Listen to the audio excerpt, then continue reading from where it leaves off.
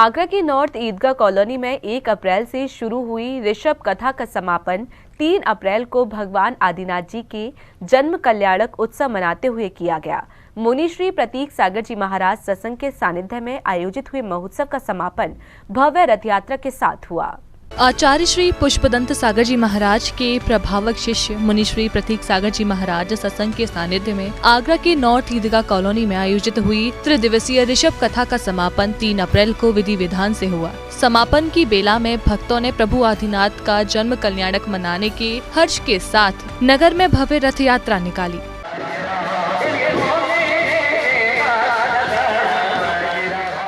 प्रथम तीर्थंकर आदिनाथ भगवान के जन्म कल्याणक एवं रथोत्सव महामहोत्सव में सहभागिता करने के लिए बड़ी संख्या में नगर का जैन समाज उपस्थित हुआ। नगर में विभिन्न शैलियों ने पूरे उत्साह के साथ इस महोत्सव में सहभागिता की।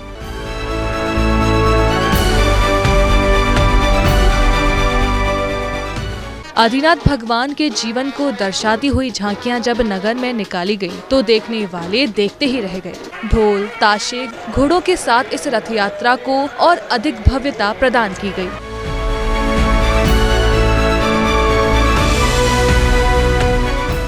नगर में कई स्थानों पर रथ यात्रा का भव्य स्वागत किया गया। समाज के कई प्रबुद्ध जनों ने इस भव्य रथ यात्रा में उल्लास पूर्वक सहभागिता की। सभी इस महोत्सव में सहभागिता कर स्वयं को पूर्ण का भागी प्रतीत कर रहे थे। 3 दिवसीय जो प्रोग्राम यहाँ पर चल रहा है मुनि श्री प्रतीक सागर जी के सानिध्य में और रथ यात्रा का जो महा महोत्सव यहाँ मनाया गया है उसको सुनकर सब ऋषभ कथा सुनकर बहुत सबको प्रसन्नता हुई है। और महाराज भगवान के आदिनाथ के पुण्य से हमारे पुण्योदय से हमको रथ यात्रा में भी रथ का सौभाग्य मिल गया और जो पद यात्रा महावीर जी के लिए जा रही है उसमें भी बस के लिए एक सौभाग्य प्राप्त हो गया। वैसे ही बड़ा हर्ष और का माहौल है। तो आज जैसे कि यहाँ पे प्रतीक सागर जी महाराज ने अपनी वाणी से यहाँ पे पंडाल में इतना अद्भुत जो है वातावरण कर दिया था, इतना पॉजिटिव यहाँ पे एनर्जी आ गई थी, तो उसके लिए आपको कैसा लगा? उस पॉजिटिव एनर्जी में वहाँ पे आप उपलब्ध थे? जन समुदाय एकदम बहुत प्रफुल्लित हो गया है इस वातावरण में। जो पॉजिटिव एनर्जी उन्होंने 3 दिन ग्रहण करी है उसका माहौल आप पूरे यहाँ आसपास माहौल देख ही रही हैं। इसमें हर नर नारी और पूरे जितने भी आगरा जन के समाज जो है पूरी बहुत तरह से प्रफुल्लित है।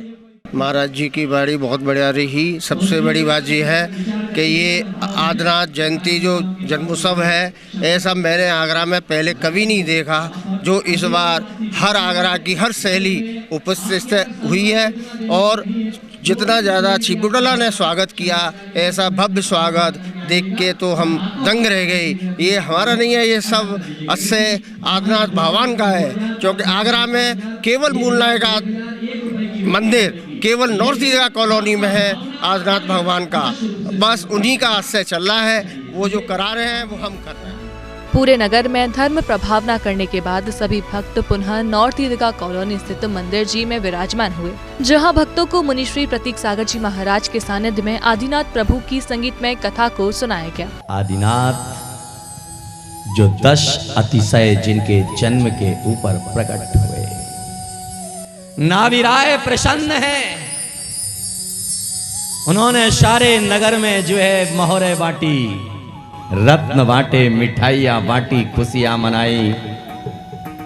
क्योंकि आप याद अच्छी तरीके से जानना कि जब कोई महान आत्मा जहां जन्म लेती है वहां पर कोई दुखी और परेशान नहीं होता। और जहां पर ऋषभदेव जैसी पवित्र आत्मा ने जन्म लिया हो वहां कैसे दारिद्रता। जनवाणी चैनल को दिए गए इंटरव्यू में भी मुनिवर ने भगवान आदिनाथ के संदेशों और उद्देश्यों को स्पष्ट किया। तो आदिनाथ जन्म कल्याणक मनाने का यही अवसर है कि अब जैन समाज को चाहिए कि महावीर जन्म जयंती की वनस्पत साथ साथ जो है आदिनाथ जन्म कल्याणक को विशेष रूप से मनाया जाना चाहिए, जिससे जो है संपूर्ण राष्ट्र को ये पता चल सके कि जैन धर्म का प्रवर्तन आज का नहीं है। जैन धर्म का प्रवर्तन करोड़ों करोड़ों वर्ष पहले, जिनका सनातन धर्म में भी 8वें अवतार के तौर पर आदिनाथ को लिया जाता है, मुस्लिम धर्म में भी जिन्हें आदुअक्का के नाम से जाना जाता है, यानी आदिनाथ को हर धर्म ने स्वीकार किया है। तो जो हमारी प्राचीनता है वह प्राचीनता का दिग्दर्शन आदिनाथ जन्म कल्याणक से होता है। गुरुवार के मंगल प्रवचनों के बाद भक्तों ने मंदिर जी में विराजमान तीर्थंकर प्रभु का अभिषेक और शांति धारा कर स्वयं कल्याण की भावना भाई। जैन फोकस के लिए आगरा उत्तर प्रदेश से ब्यूरो रिपोर्ट। चक्र परिवर्तनाय अनंत दर्शनाय अनंत ज्ञानाय अनंत वीराय सुखाय सिद्धाय बुद्धाय